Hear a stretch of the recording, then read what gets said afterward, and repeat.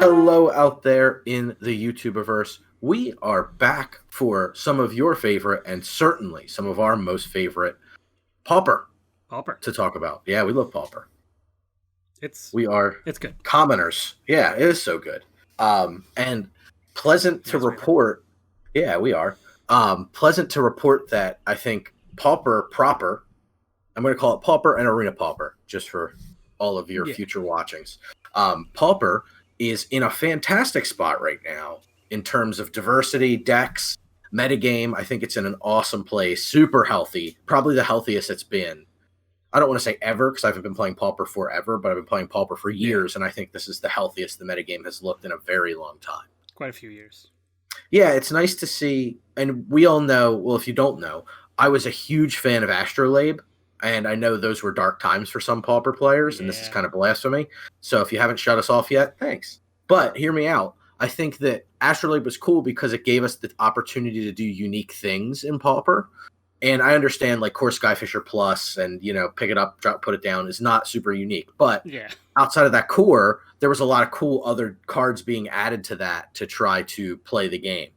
And now we're having a diversity of decks we've never seen before without having to have Arkham's Astrolabe be in the format. So a big win, and we didn't go back to super dark times for me, which is just mono black's good, mono red's good, Tron is good, some form of fairies, whether it's blue or blue red or blue black is good. Like, wasn't the same exact intermingling of things.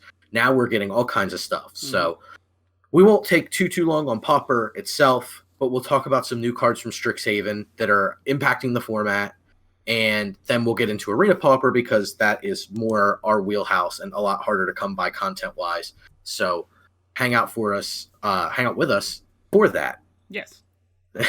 So Pauper itself has gotten the introduction of a couple new archetypes. It's gotten the Cascade style decks with Gruul and Jund Cascade, which has created like a mid-range, like a true mid-range, right? Jund them out style strategy. Wonderful. Very cool deck, taking advantage of some of the common Cascade cards from Commander Legends. And that has been there, and it's taken advantage of some of the other decks. MBC was very good for a long time.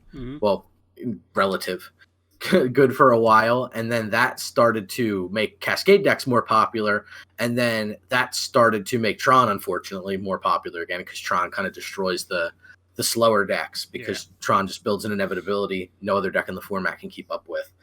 And now because Tron's getting good again, we're seeing the re-rise of aggro decks with Stompy, and kind of the first deck I want to talk about. It's not quite an aggro deck, and when I say what it is, you're going to think it's an aggro deck, but it is Goblins.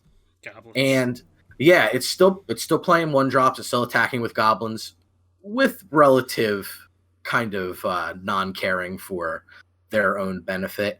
But this deck is taking advantage of a new card from Strixhaven called First Day of Class, and I'm happy it's also the first card we get to talk about because it's just so apt. Yeah, absolutely. So First Day of Class, as you can see, is an instant for 1 and a red. Whenever a creature enters the battlefield under your control this turn, so this whole turn, this will happen. You put a 1/1 counter on it, and it gains haste until end of turn. And you also get the new mechanic of Learn, which we will, if you don't know what it is, we'll go over a little bit later. And it's not really pertinent to what I'm about to talk about. Yeah. So the actual main tech. Yeah, exactly. The main text here is what's important, and that is whenever a creature enters the battlefield under your control this entire turn, you put a +1/+1 counter on it, and then it gains haste. The +1/+1 counter is important. What this deck is trying to do is it is trying to take advantage of the card Putrid Goblin from Modern Horizons that is 1 and a black, and it's a 2/2 with Persist. And Persist is whenever this creature dies, you return it to the battlefield if it did not have a -1/-1 counter on it. So the idea is you get to do it twice. You get 2 Putrid Goblins, right? You get a 2/2 for 2, decent rate, they'll bear. But if it dies, it comes back as a 1/1. We've seen this. It's an elf that has this as well from the Lorwyn blocks somewhere. I forget what it's called. But it's a little 2/2 for 2 with Persist. Very simple. Nothing we haven't seen before. The first time a Goblin has had it was in this Modern Horizon set. So the idea of the deck is you play the Putrid Goblin, you play First Day of Class. Then you sacrifice the Putrid Goblin to either a Goblin Sledder or a Skirk Prospector. Then what will happen is the Putrid Goblin will come back in with a -1/-1 counter, as well as a +1/+1 counter. And when that happens in Magic, the way the rules read as of recording, which is 2021, April of, what will happen is the counters will both go away. They'll negate each other. A +1/+1 and a -1/-1 is a net neutral, so you add no counter whatsoever to the Putrid Goblin, meaning that it can keep coming back because it has no counter on it. So Persist will allow it to keep coming back from the graveyard as many times as you can sacrifice it, which in this case, either Sledder or Prospector is infinite. Prospector will give you infinite red mana. Goblin Sledder will become infinitely large. Yep. So either it can attack or it gained haste off your first day of class, whichever it is. The Sledder can attack for 1,000,000. The Prospector will allow you to cast either a Goblin Matron to allow you to tutor for, or cast without having to tutor for, a Flame Wave Invoker, which allows you to pay 8 mana, and you get to deal 5 damage to an opponent. So you pay as much mana as you want to deal infinite damage. Well, you need to pick a finite number that's ridiculous, right? Like 10 bajillion D. And you deal that to your opponent. Perfectly finite made-up number.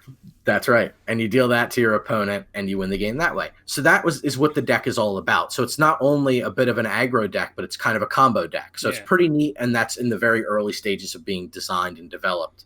So very exciting to see. Yeah, turn 3 win pretty easily. Yes.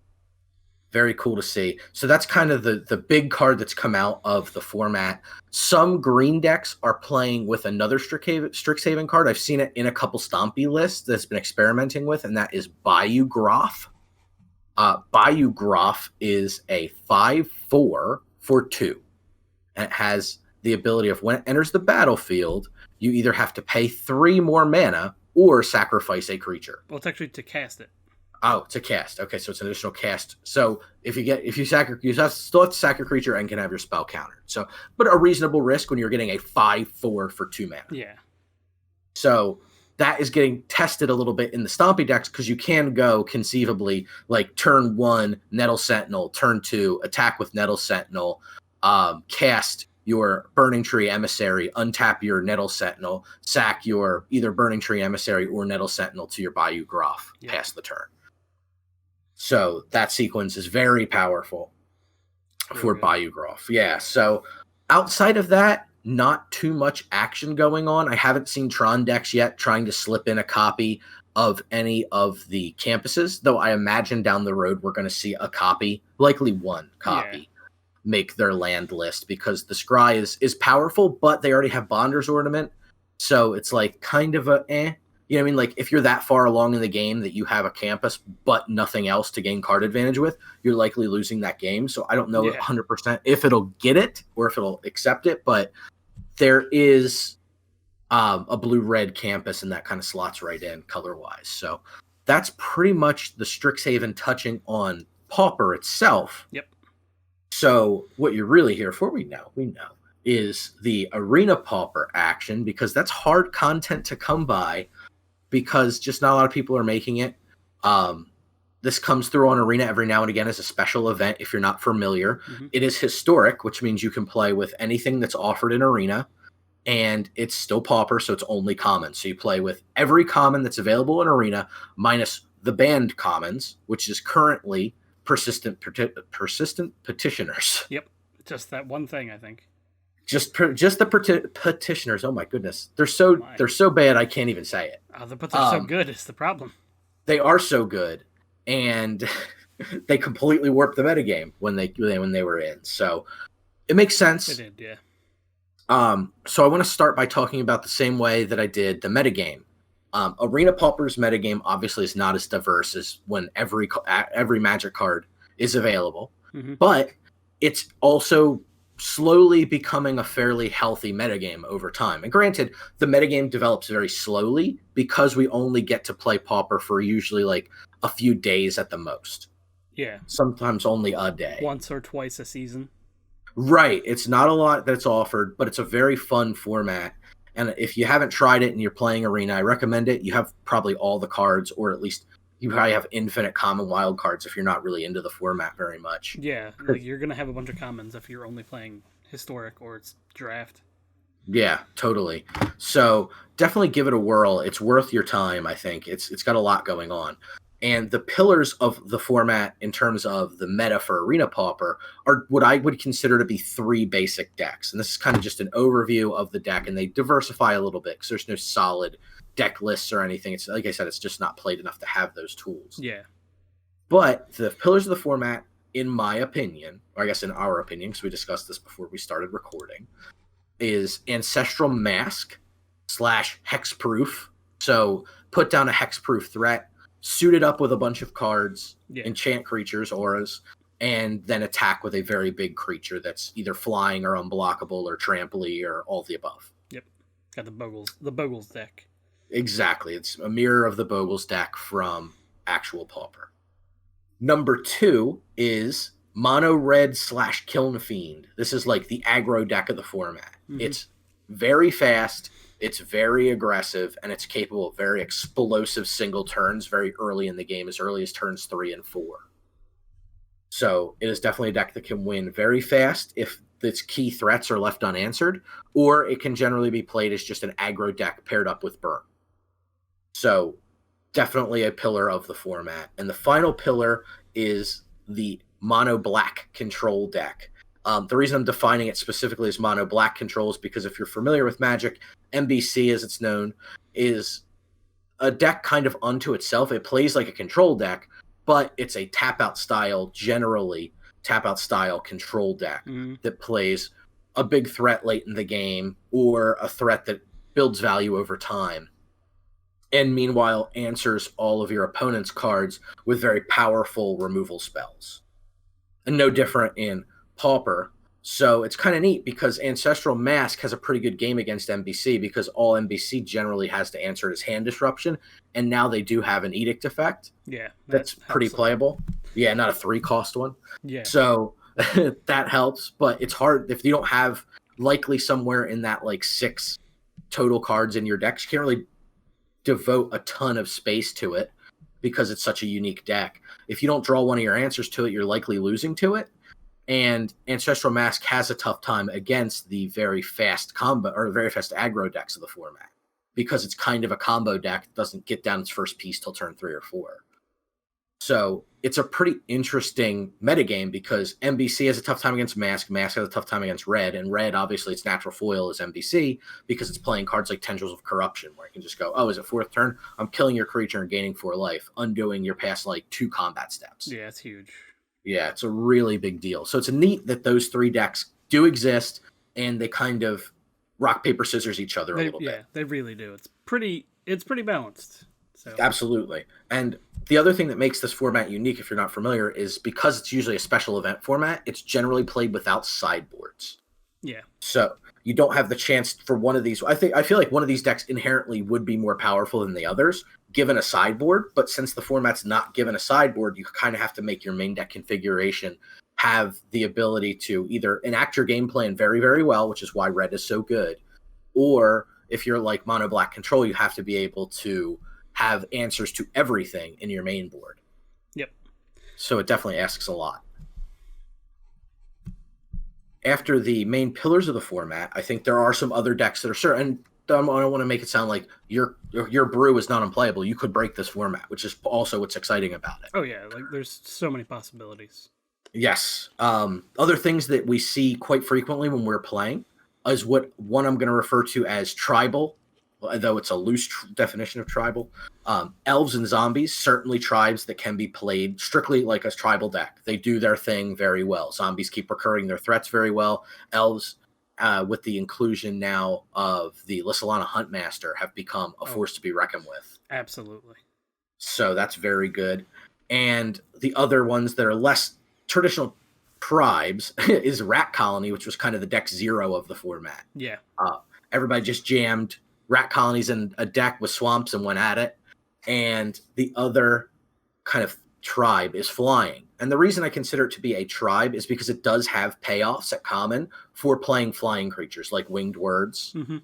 So there are actually benefits to playing creatures with this shared actual keyword. So it kind of plays like a tribal deck does. Yeah. Outside of that, go wide. Tokens / Soul Sisters life gain, which is playing creatures to gain life. Those strategies are very good, generally winning with something like a Fortify or an Inspired Charge, something that's giving all of your creatures a big pump and killing after you've played like 12 creatures. And then finally, other control decks, largely Dimir, but these are decks that will win with a single payoff, usually like a big hexproof creature, like a Striped Riverwinder, or an Ill-Gotten Inheritance, which is generally how Mono Black wins. Yeah. So these inevitability cards that are hard to answer in Pauper will win them the game over time. So those are generally the other archetypes that are playable, largely or commonly playable, or kind of a version. You may have a slightly different 60, but if it's a go wide deck, it's a go wide deck, right? Like that's what you're up to. So I wanted to bring that up because I think that's an important thing to look at when you're assessing what cards are going to be good. If this card is largely, if the card you're considering largely doesn't impact the metagame that exists, then likely it's going to be a dead card in your deck, and you just can't afford to have dead cards when you're playing with 60 cards and not 75. Though we will get to cards that you play more of because there is going to be slight use of a sideboard now with Lessons. Yes, which is interesting. Yeah, so I think overall this format is very fast. Even the slower control decks, the games generally will be won oftentimes by your opponent scooping when you've effectively run them out of resources. Yeah. When I play Mono Black Control, I can't tell you the number of times my opponent scooped to my single Phyrexian Rager because they're just like, I can't. Yeah, I'm out of options. You're at 26 life now, and you have a Phyrexian Rager out that's going to kill me. So they just scoop them up. I think the format is going to be a little too fast for Scrylands, though probably. I would see maybe a control deck playing a single copy. It's hard to give up a spot in Mono Black Control because you're already playing Baron Moors, which draw you a card in the late game, which is just kind of a little bit better than a Scry. And also, and it's cheaper, obviously, for a single mana, you're changing it into something else. Also, you have the spell lands, if you will, from Throne of Eldraine. And those look for basic land types specifically. Yes. So, unlike the snow lands in Kaldheim, these Scrylands do not have the basic land types stapled onto them. Yeah. So there is a cost there for the slower decks. So I don't think that they necessarily will play a campus, but I wouldn't be shocked to see them sneak in a single campus in their deck if they're playing that color combination. Yeah. Like that's part of it. Like there's not too many enemy color decks. Like Black White Slurp maybe, but I don't see them wanting to even think about running a tap land that costs 5 essentially to use. Right, exactly. They're very mana hungry of a deck. Oh yeah, absolutely. I think you're absolutely right. So looking at cards we talked about already, obviously if it's powerful enough for regular Pauper, it should grab our attention, certainly for Arena Pauper, right? Yeah. So the Biograph, I see that as a possible playable, but I don't see it fitting into a known archetype. We don't have a mono green aggressive deck or a mono green get big deck in the Pauper metagame right now. I've been testing it in like an Aristocrats style deck. So if you're not familiar with that strategy, that is playing creatures you are basically playing creatures that are meant to die, and you're getting a benefit either when they die or their cheap enter the battlefield effects, and then you're using them as fodder for other cards. Yeah. So in this case, I would play things like Plagued Rusalka to sacrifice creatures to. I'm playing little things like Festering Mummies. I'm playing Hunt for Specimens I'm testing in this deck. My win condition is Rhizome Lurcher as well as the Biograph. The reason I'm interested in it is I'm also playing, what's the little 0/3 defender that lets you put in another land from Ravnica block. I think it's from... Oof. Yeah. You know what I'm talking about? That little guy, little monkey-looking guy? Yeah, a Boreal Grazer? Grazer, yes, Grazer. So he's kind of sweet in the deck because he can come in, pop you down another land, so you go into turn 2 with 3 untapped lands. So you get to play like Plague Rusalka plus the Biograph or something, which is pretty neat. Not what I just brought up. But you know what an Oathry looks like. That's right. And so if you're playing little creatures like that give you value, and then you're playing the Biograph. So the reason I'm interested in the Biograph specifically is because it's a 5/4 for 2. So one thing to evaluate, and I can't stress this enough, and I think we do basically mention this, we have in multiple primers. Yes. Your baseline toughness in this format for your creatures to be above, if you're analyzing it, is 3. Your red removal generally comes in at 3 damage. The newest, well, the Kaldheim's newest removal in red was Frostbite, and that comes in at 3 damage for a single red. So you want that. If it's more than 3 toughness, it should have your attention. And the fact that this has 4 toughness very much has that made me raise an eyebrow. Like, okay, well, that passes the 3 damage, the lightning bolt test, if you will. Yeah. For the format. And it's an important metric here because being able to make your opponent 2 for 1 themselves is pretty neat. Now, I understand you do 2 for 2 yourself because you change it to a 2 for 2 because of the Graph, but that's why we're playing creatures that want to die. Because that's fine. Cool, you killed my pest, or you killed my festering mummy. I gave your creature a -1/-1 counter. Here comes a 5/4. Yeah. So you get to trade resources in a favorable way, even if they are card even trades. So that's what Aristocrats is looking to take advantage of. And I think there's a build for it that might be good. Serrated Scorpion's obviously insane in this deck. It's the version I'm testing now is very much black-green. Yeah. And I think the green is necessary because I do think that some of the payoffs, like Elvish Visionary, right? Elvish Visionary? Yeah, not Llanowar Visionary. That card's messed me up. Yeah. Elvish Visionary. Yeah, the little one. Draws you a card. That's a very nice payoff because it comes in, draws you a card, is a body to be fed to either a Rusalka activation or to a Graph sacrifice, which is neat. And the 5/4 that's a big game, right? That's a 4-turn swing, and you have the game locked up. And I've definitely been playing against Sparky. Sparky's done some questionable blocks that I was able to on board screw over with a Plagued Rusalka. It's just like, oh, no, that doesn't work. Yeah, that'll happen. Sparky don't know what's going on. Yeah, so be aware of, your opponent's abilities, because that's one you may not be able to catch. Like, oh, crap, that's right. If I block like this and they give -1/-1, that's a big problem. Oh, yeah. So that's what I'm testing out with the Graph. I think it's pretty cool. The other card, obviously, we mentioned at the top of the video, is First Day of Class. And that I am testing in a Goblin shell. There was already a Fringy deck that was like a Goblin Tribal, but it was Goblin Token Tribal, and it was taking advantage of Goblin Electromancer to get a discount on a bunch of cards. So you're playing like Goblin Gatherings for 2, and playing like, now you can play Dragon Fodder for a single red, and you're putting out like 5 or 6 of these tokens plus the Electromancer, and then you're playing Distant Melody to draw 5 or 6 cards. And so I'm using that in concert with First Day of Class because we do have Skirk Prospector in the format, and I think that synergy is quite good.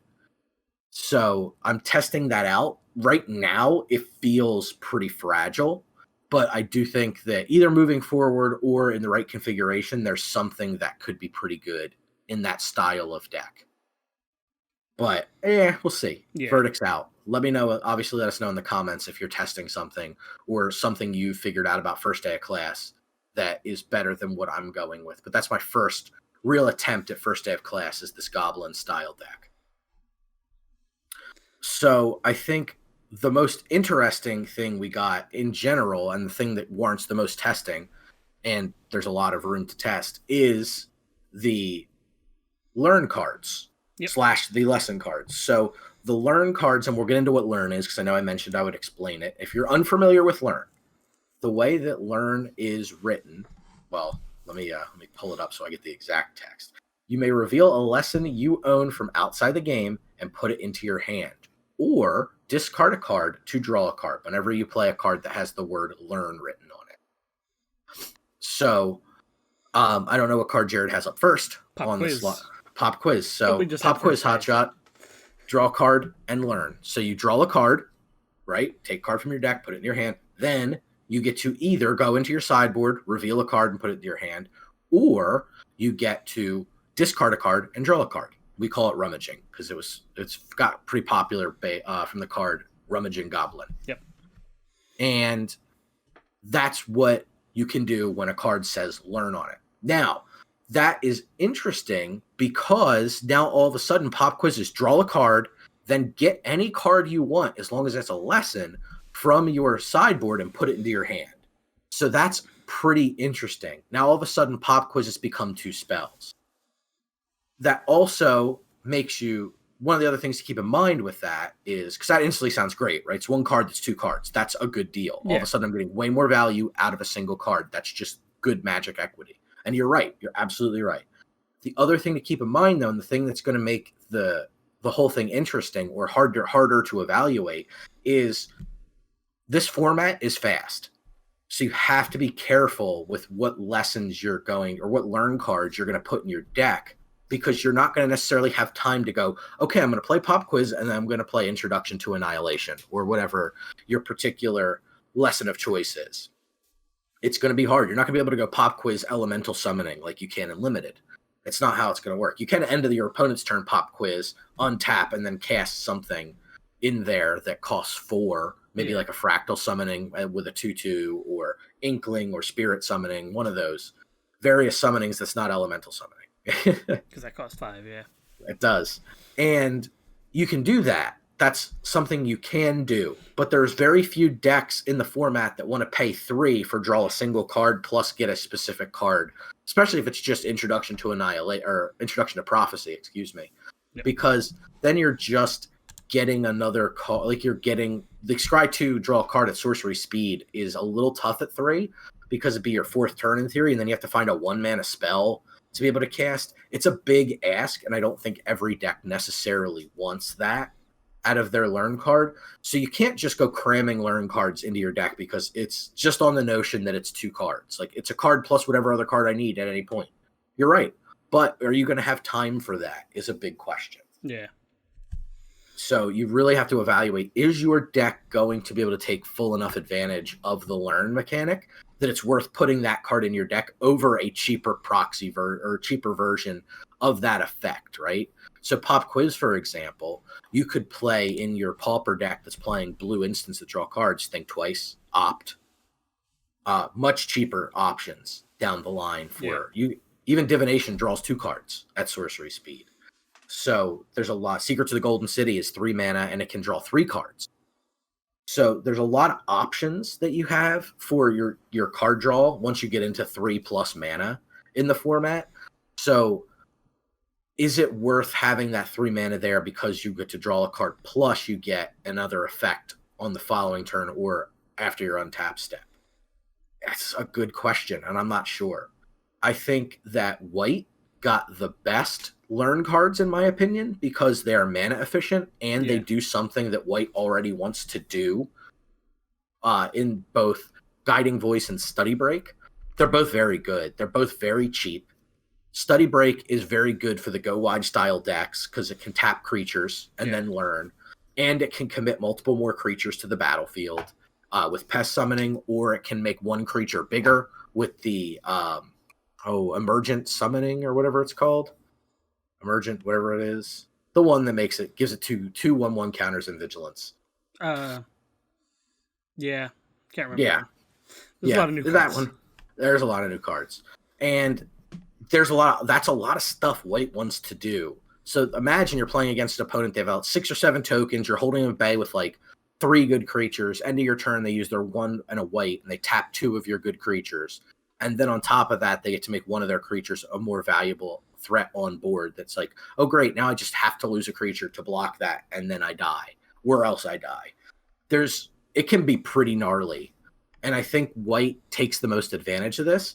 Unfortunately, if you go back to how I kind of evaluate the metagame, white is one of the weakest colors in Arena Pauper. By far. Which is a shame because we talked about this last time. We got Thraben Inspector as a card, which is a phenomenal white card. It's a very hard card to use right now, though, because there's not really a good home for Thraben Inspector. So while Guiding Voice and Study Break are very good, I think they're going to have a tough time finding a home in Arena Pauper because simply they are in a color that's weaker. But they are, I think, Guiding Voice is the most efficiently costed card with Learn on it. Yes. It costs a single white and you get to learn. Plus you get a 1/1 counter, which isn't bad. That's a permanent +1/+1. And on top of that, you get to go find another spell, which is fantastic. Yeah, I feel like Mask might actually want this because they tend to be green-white. Yeah, oh yeah, there's definitely the version that gets the discount off the flying creature from Theros. Yep. And yeah, this is great for them because it's just like, oh, okay, cool, I get more stuff. That sounds great. Mm-hmm. I think that's very good. I don't know how blue does with Pop Quiz and Arcane Subtraction. Again, I'm not 100%. I certainly will evaluate them closely / test them. Yeah. For Pauper, certainly, but out of the gate, I don't want to say one way or the other if they're good enough. My inclination is they're probably not, just because none of the lesson cards are going to be strong enough to pair with them. None of the summonings are good enough to go with them. Like very late game, like Fractal Summoning could look good, but if you're to the point where you're casting like a 4/4 or bigger Fractal, you're probably already winning this game. Yeah, more than likely. Yeah, so I'm not huge on either of those, but it's possible. Hunt for Specimens could be good, and like I said, I am testing that in my Aristocrat style deck. I don't think any deck, like, there's a token deck's probably not going to want this, but it's possible if you're trying to not play white that you may want this for this plus Pest Summoning to be able to spit out 3. Like you're spending 5 mana to make 3 creatures, which isn't a horrible rate in Arena Pauper. So that's a possibility you might want that, but it's up in the air. But when that lesson could be not just Pest Summoning, it could be drawing cards, a removal spell, something like that. It gets a little bit more attractive, certainly. Absolutely. We talked about first day of class. I think Enthusiastic Study, Field Trip, Rise of Exodus, and Cram Session aren't necessarily the direction you want to be going. Cram Session, maybe if there was a life gain deck, but this card is so static. Just gain 4 life, draw, learn. It's not enough. And I think the other ones at 3 and 6 mana are just a little too expensive for what they are. +3, +1. And Trample is cool, but it's expensive, and the learn doesn't do a whole lot for you. If you're to the point where you're casting this on a Killing Fiend or something, you're already winning. You don't need the learn on top of this. You already have Infuriate that gives +3, +2. So that costs a single red. Much more efficient. Yeah, I think these decks would much rather go, I'm going to play Crash Through and draw a card, and then I'm going to play Infuriate to make my creature bigger after you declare blocks. I think much more likely to have that line happen than play Enthusiastic Study. Yeah. Field Trip is 3 for a single forest onto the battlefield tapped. That's way too slow. It's way too slow. Mm-hmm. Rise of Exodus costs 6, out of the question for Arena Pauper. It's an awesome card. Exile's powerful. That's way too expensive. Yeah, there's cheaper exile effects. Yes. Like Expel. Mm-hmm. Yep.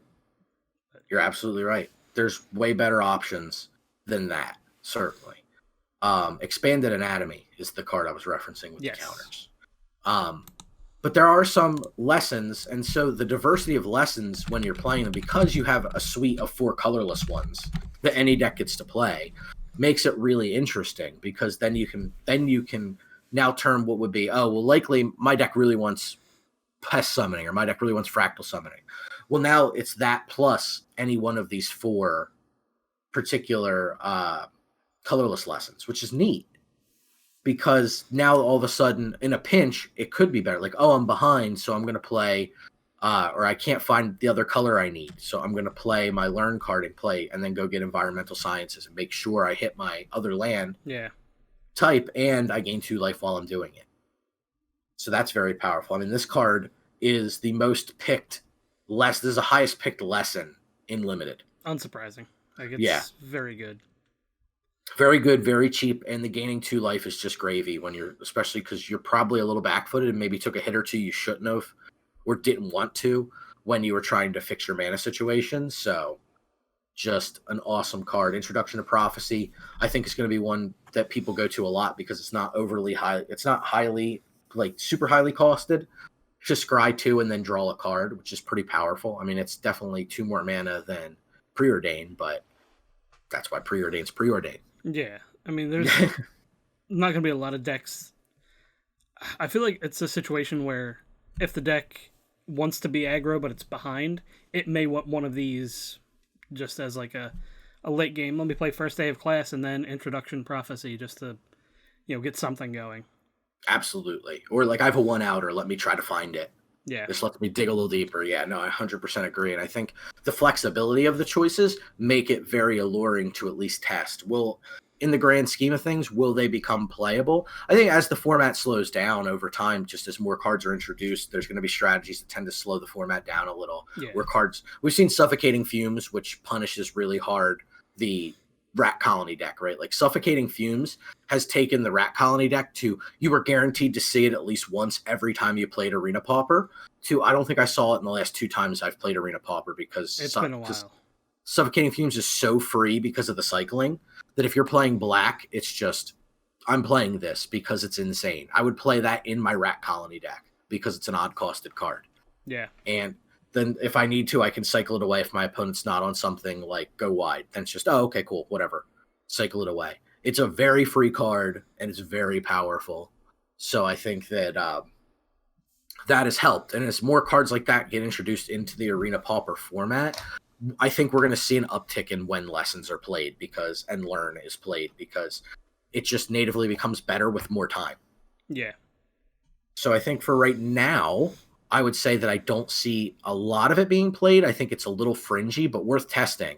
So again, let us know in the comments if you're testing something that takes advantage of it. It's just like, oh, no, if you go like first turn Suntail Hawk, second turn Guiding Voice or whatever it's called into, third turn Expanded Anatomy, they just can't win or whatever. That's a really good line too. Yeah. I feel like of all the colors, white is probably going to benefit most, not just because they have the better learn cards, but because the lessons all kind of cater to things that white either does want to do anyway or can't do, like Introduction to Prophecy. Absolutely. Like, all the other colors can do similar things. Like, red has Rummage and, like, Thrill of Possibility type effects to draw extra cards. White just doesn't get that. No, I agree with you completely, and I think that's... White's so much... Like, surprisingly, white is a really high-value color. Like, it's able to generate a lot of value. So the more cards that come out like this and the more the format slows down, the more powerful white's going to get. So don't sleep on white. But, right now, all that you really see in Arena Pauper when people are playing white is generally some kind of go wide or flying type strategy. Yeah. Hexproof, but it's kind of... Those are, like, that's the diversity you're getting out of white. And I think it's kind of a shame. And it's neat to see, like, with adding Thraben Inspector, and it's adding other things, there's clearly a desire to add some power to white. So I'm hoping that white can keep getting some cool hits like this, and eventually we'll be able to get something akin to like a Boros Monarch in Arena Pauper, which would be really sweet to see. That'd be fun, yeah. But that is kind of what we got for Strixhaven. Yeah. So a lot to think about, but nothing out of the gate wholly busted. Yeah, nothing that's just like, you have to be playing this when Arena Pauper comes back. Right. It's not like the Snowlands from Kaldheim, where that changed basically. That added an entire new meta. Mm-hmm. This is just, you get yourself a little wish board of some okay spells, and maybe you want to try to use those. Absolutely. So yeah. No, it's great. I'm excited to test some. We are available every Sunday night. We stream over at Twitch, twitch.tv/superliminalfilms. Jump over there. If you want to test some Pauper, we will certainly accept your challenges while we are streaming. You can believe that. We love playing Pauper. I always have like a dozen Pauper decks at any time on Arena because I just like jamming. Jayrod and I tested a mono black Draining Gain deck. We call it mono black Slurp, and we've been working on that for a while now, since Battle for Zendikar. Yeah. And we've been playing on and off with that, looking at pieces. So we're always have decks that are like, we're working on testing it. These are established decks in the meta, so we can help you run your deck through the gamut and get it up and running as smooth as it can, or, get you to the point where it's like, yeah, not quite there yet. So let us know. We are there every Sunday at 8 o'clock Eastern Time for that, and we will be back like we are every Thursday with another video next week of some time. There's of some kind. If there's something you want to see, if you like this and you want to see more of it, let us know. We're hoping to get more Pauper content in general back on the channel as the pandemic starts to hopefully ebb away a little bit. Hopefully, we can try to get you all more Pauper content. So let us know if you want to see that. If you want to see something else, if you want to see a Rita Pauper specifically, we can certainly jam games. Yeah. And if that's something people want to see, we're happy to do it. We don't want to put up something that no one's going to watch. So please let us know in the comments what you think. And of course, we always say it. Until next, well, I always say it. Yeah, I always say it. I almost never say it. Until next time, cast more spells, dummy. I wouldn't say that.